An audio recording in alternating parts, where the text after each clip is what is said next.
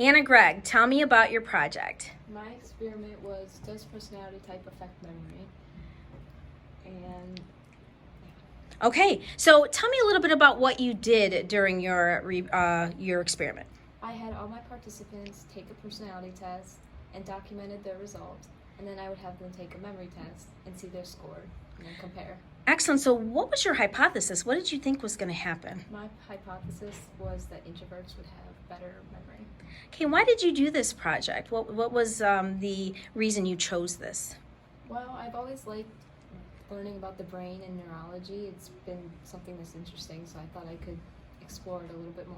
Okay, what stands out to you when you were doing research and you were doing this project, something you didn't know before?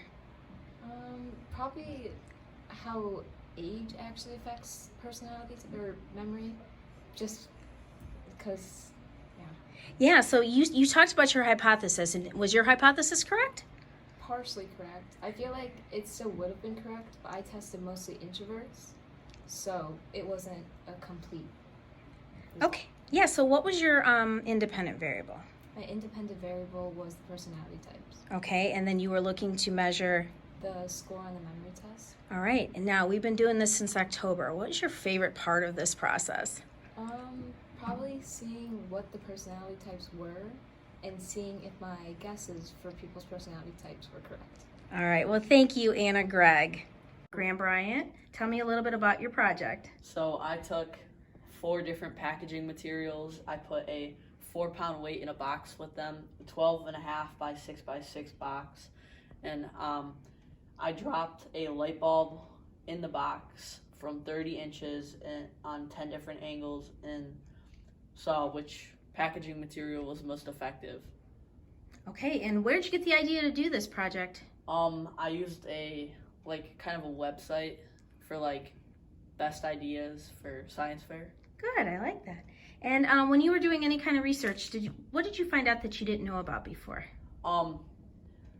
Kind of like how they can be recycled, that plastics are not automatically unrecyclable.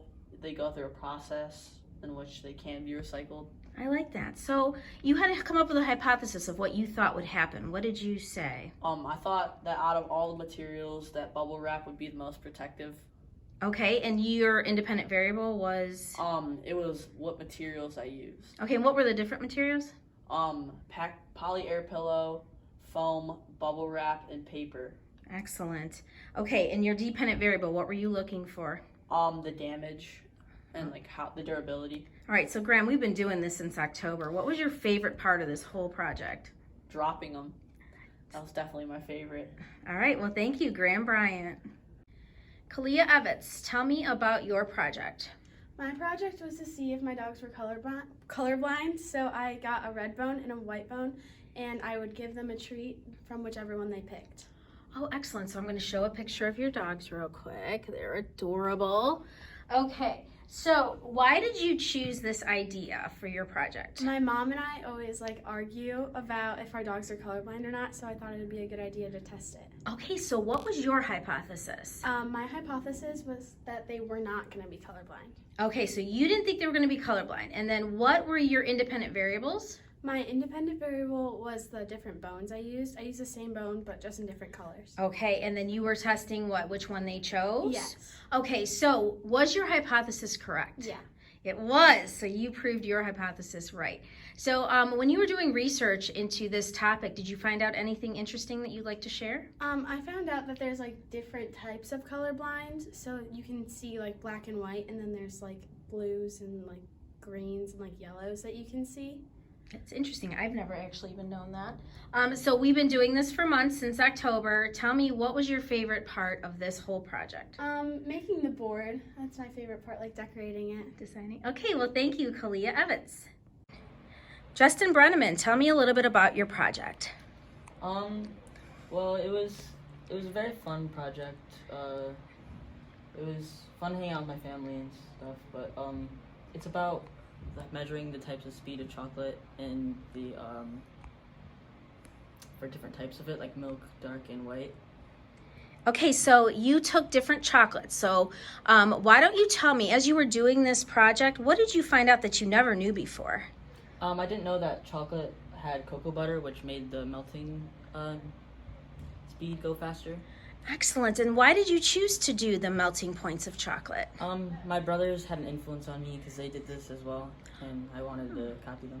Excellent. So what did you think was going to happen when you took those 3 different types of chocolate and melted them? I thought the milk chocolate was gonna melt faster, but it was the dark chocolate. The dark chocolate one. And how did you measure? What were you using as your dependent variable? I measured the speed of the chocolate for how fast it melted. Okay. And we've been doing this, Justin, since October. What was your favorite part of this whole project? Probably hanging out with my family and my brother because he helped me a lot with this. All right. Well, thank you, Justin Brenneman. Kylie LaValle, tell me about your project. So my project is a psychology experiment, so pretty much what I did, I made up 4 different types of lists, and I had people memorize them while doing an exercise. One was you lifted, it was a lightweight, such as a water bottle or a soup can. And then another one was walking, sitting as a control variable, and then stretching. Excellent, excellent. So when you started researching, what did you find out that was really cool about this information? Well, and this leads into my hypothesis a little bit. I originally thought people would best memorize as sitting, but I found out through research that walking helped people to memorize because of the blood flow to the brain. Oh my gosh, that's very interesting. So where did you get the idea to do this project? I started by looking for ideas online, and then I think I found something having to do with psychology, and it kind of led me into the idea. It was an idea with memorization while I think maybe walking, where I added different exercises just to see how it would turn out. Okay, so let's get into that. What was your hypothesis? My hypothesis was I thought people sitting would memorize the best. So your independent variables? My independent variable was the exercise that I had. Okay, so the different types of exercise. And what were you measuring then? I was measuring how many items on a list they could memorize. Okay. So I had a list of 35 items, and there was a large range of a number of items people memorized. So I think one person even got 30 items. It was crazy. That's really good. Mm-hmm. Now, we've been doing this for several months. What is your favorite part of this whole scientific process? I really liked working with other people. I think psychology is really fun because you can work with others and just have that experience and not go through it by yourself. Excellent. Thank you, Kylie LaValle. Thank you. Drew Morgan, tell me a little bit about your project. My project title is Bread vs. Sunlight. I wanted to see if bread is affected by sunlight, or the mold on bread is affected by sunlight, and it wasn't. So. Okay, so you wanted to see if bread was affected by sunlight. Did you use different types of bread or all the same type? All the same bread. I just cut like one piece of Italian bread into 3 pieces and put it into 3 separate like petri dishes. Oh, excellent, in different areas. Okay, so while you were researching this project, did you find out anything you never knew before? I thought bread was gonna mold in sunlight, but it didn't, and it molded more like not in sunlight. Okay, so where'd you get the idea to do this project? I just kind of searched the web for it, and I thought it was like pretty cool and easy, so I could know like whether I wanted to put bread in the fridge or just leave it out. Okay, so you did this experiment. What did you think was going to happen? What was your hypothesis? I thought that bread would grow more mold when exposed to sunlight. Okay, and what happened? What was your outcome? It grew more mold when it wasn't in sunlight and in like a dark area, and it got stale in sunlight, but it didn't grow any mold. Excellent. Okay, and your I think we talked about your independent variable. The amount of sunlight. Okay, and then your dependent variable Was how much mold or how much bread I used. Okay, so Drew, we've been doing this since October. So what was your favorite part of this science fair experiment?